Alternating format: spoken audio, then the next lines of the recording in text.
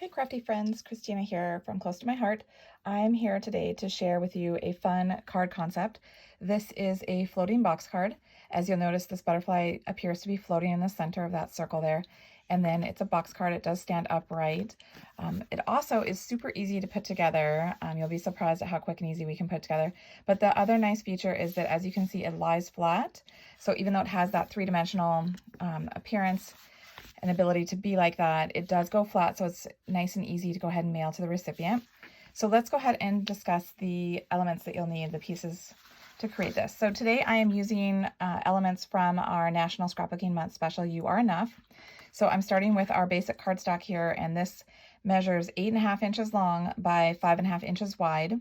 And then I've gone ahead and I've scored it at 2-inch increments. So at 2, 4, 6, and 8. And then we're going to go ahead and have some panels that go on the inside here. You can see I've got it behind the butterfly, and then also on the back side. This makes a great spot to go ahead and sign, obviously, your card for the recipient, but also you could stamp a little sentiment and then write a little note to them as well. And those four are all the same size, and I've done 2 of them, just like in here, with the background with the rose gold foil, the beautiful coordinated cardstock. So I've got those 2 pieces for the inside of the card, and then I've got 2 of our peach cardstock, same size. Those are 5 1/4 by 1 3/4.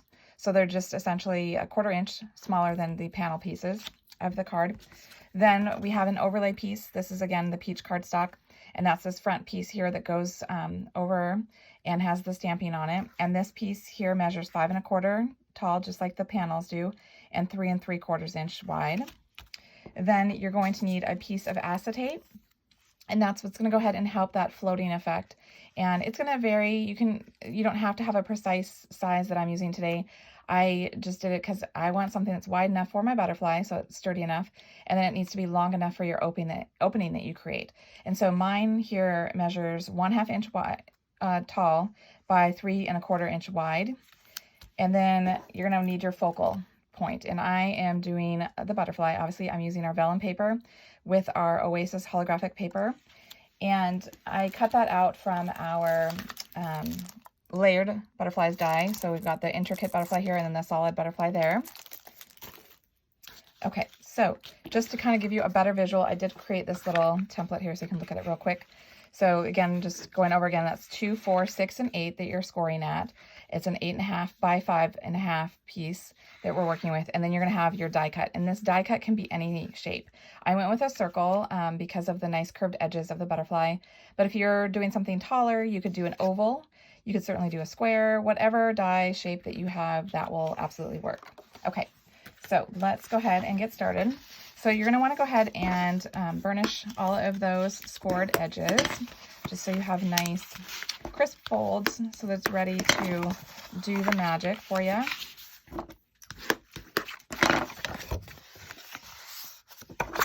So we're going to work on the exterior of the card first. So we're going to have it like this. Then what we're going to do is you're going to want to use your shape that you're using. I'm using our circle dies. So I am using the largest circle die that we have. Actually, sorry, I'm using one smaller. I'm using the largest one for the overlay. So I am using our 2 1/2 circle die here for the center, and you'll see it's going across those first 2 panels. If you think about it, just so you kind of get a sense of what we're doing here, we are bringing this closed onto this flap here. So you can kind of get a sense, these first 2 panels are what you're seeing on the finished card, whereas the back 2 are where we're going to have our space to write to the recipient. So as I was saying, you're going to want to go ahead and center this, in my case, circle.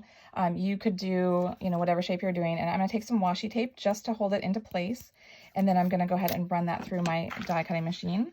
So just kind of eyeball, getting it to where you want it, hold that in place, and then we're going to do the same thing with our overlay.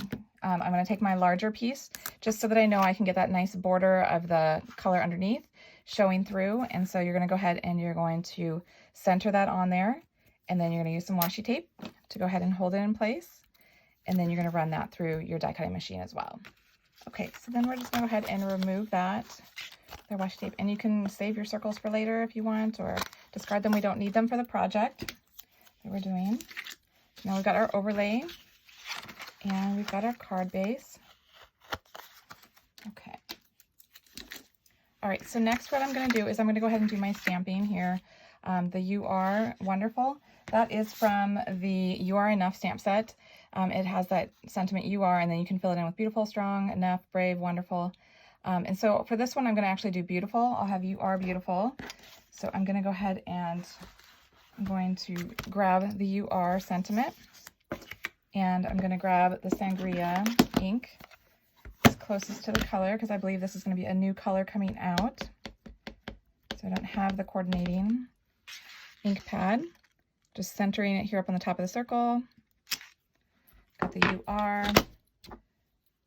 And I'm going to go ahead and get my beautiful sentiment. And I'm going to stamp that also in the Sangria. And then if you notice from my sample, I did some shadow stamping. And I'll show you how I did that in just a minute. I just wanted to bring in both the colors. And rather than do another exact duplicate of the same card here, I thought it would be fun to just give you another sample of all of the beautiful papers and patterns that are in this coordinated cardstock. Because you'll notice the foil, the rose gold foil in the blue one is a little bit different than the foil in this next one that we're going to be doing. So it gives you just a little bit more peek into it. So there's my beautiful. And then I'm going to do the shadow with the peach, since that's the cardstock that I'm using. And I'm just going to go ahead and clean off my beautiful sentiment. So I'm going to be using a new color, and it's lighter. So basically what I'm going to do is I'm going to ink it up just as I normally would. And then I'm just going to go off just slightly to the right so that it creates a little bit of a shadow. And hopefully I lined it up all right. So you can see it's very subtle, but it gives you a little bit more depth to your image. Okay. So then what I did is I wanted to get a little bit more fluff to my card. Usually I like to do a lot of layers, but with this I didn't want it to be too bulky because of the fact that it is many layers once you flatten it out and mail it. So one way to do that is you can ink the edges, or I like to do this distressing. And to do that, you just go ahead and you can have your scissors closed or you can have them open. I tend to do it open. And you just go ahead and you rub the edge of your cardstock, and that's going to go ahead and break up those fibers and show off our white core cardstock that we have. So I did that for the whole outer edge and the inside of the circle. And I also did that for my two panels that are going to go on the back. So I'm going to go ahead and do that here real quick. Okay. All right, so we've got that all done. Just kind of wipe away all of that paper dust that you've just created. And then we're going to go ahead and do, if you want any stamping on your panels that are going to be in the back side. So I'm just going to add this little heart from here, just so there's something on there.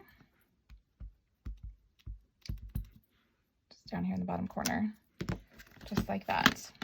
Okay, that's all the stamping I will do for that one. So then we can go ahead and start gluing. So these ones are going to go on the back here, these two panels here.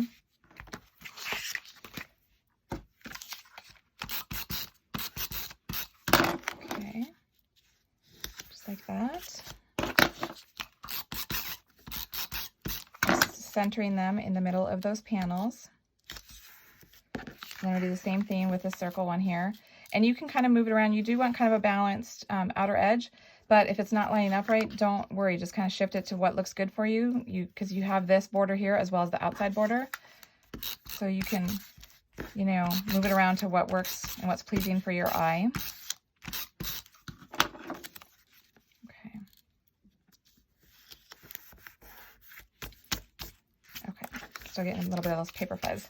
Okay. So what you're going to do is you have this score line that we didn't do on our peach. So you're going to want to go ahead and fold that so you do have that, because that's going to create that pop-out effect for your butterfly. So now we're going to go ahead and we're going to flip this over entirely, because then we're going to go ahead and we're going to add the rose gold foil paper. And see, here's what I was talking about, the different patterns. This has kind of like a diamond in it, and this has like little brush strokes in it. So just kind of some different fun patterns, but still that beautiful rose gold foil. Okay. Oh, and actually let me pull this off because I forgot I wanted to mention. So I tend to go, normally I would say to center them, but I go really close to that score line. And the reason I do that, and I'm gonna do that with both of them, is because when you go ahead and you close this, then those two pieces kind of go together, so it creates like a more continuous background, so you don't have that gap of cardstock in the middle. So if you want to do that as well, that's what I would recommend. If you aren't bothered by a little opening, a little gap in the cardstock, then feel free to go ahead and center the piece. But you can see here I've gone, so there's just like a little maybe 1/8 of an inch between the two. And so when it closes, it's almost more like the pattern paper just continues across those two panels with no break in it. Okay, so then next what we're gonna do is we're gonna go ahead and we're gonna layer our butterfly. So with that, I'm just gonna use our little micro glue dots. I'm gonna use our piercing tool to grab, I'm gonna just do 2 little glue dots on the back of the vellum here, on the body, so that way the wings are not attached, just the body is attached. So it gives it a little bit more movement to it. And then I'm just gonna go ahead and center it right on that holographic paper. So you do see the glue dots showing through, but we're gonna fix that at the end, so there's no need to worry about that. So then next what we're gonna do is, with a strong adhesive, I'm gonna use some score tape. You're gonna go ahead and you're going to grab your piece of your acetate. Oops. Move this here for a minute. So what I'm going to do is I'm going to actually adhere my butterfly to this acetate piece. You could do it either way. You could put your acetate piece down first and then glue it, but we're gluing it to the inside of your card so that way it's hidden. It's always, for me, I like to hide the mechanics of what I'm doing, and so this way it's all on the inside of the card, which no one's going to really see. Okay, so I'm going to go ahead and put this piece of score tape here on the back and the center of the butterfly's body. And then I'm going to center that to the best I can. And I'm going to kind of tilt it a little bit so it's not straight on there, so it has a little bit more motion, like that. And then what I'm going to do is I'm going to put a little piece here and a little piece here on each end of that acetate, so that way I can stick it to the inside of the card. So if you are using something that's a little bit bigger, you might want a little bit wider of a piece of acetate, just so that it's balanced and sturdy and can handle the weight of the image that you're having float. Also, depending on the size of your opening, you may need your acetate to be a little bit longer. You just want it to be a little bit longer than the opening so that it kind of can span across there. See how mine's going right across the center there? And it's long enough to make it all the way across. So see, now my butterfly is floating and it kind of pops out because of that seam, that score that we've done in the middle. So then what we're going to do is we're going to put a piece of strong adhesive here along this flap. Again, I'm still using the score tape. Nice, quick, easy, and really sturdy, because this is going to have a lot of tension with it being, you know, folded open and closed. And you're going to go ahead and line this up and close that up. So now it's all one piece. And so now you can see how it's all coming together here. So it will go flat still. And so the final piece, like I was saying, how I want to cover up that glue dot, or rather 2 glue dots, I use some of our Glisten stickles. This is probably my favorite color of the stickles because I feel like it pulls in every color you're using. So depending on if, you know, like I was using blue for the first one and now I'm using pinks, and it just works, I think, for both of them. So I'm doing 3 little dots. And then because this does have a tendency to want to pop up because it's got that dimension to it, I'd recommend that you just go ahead and you can take like something heavy like our blocks and just hold it down so your butterfly stays flat while it's drying. And then that's it. That's all there is to creating this super fun floating box card. So I hope you've enjoyed it, and until next time, stay crafty.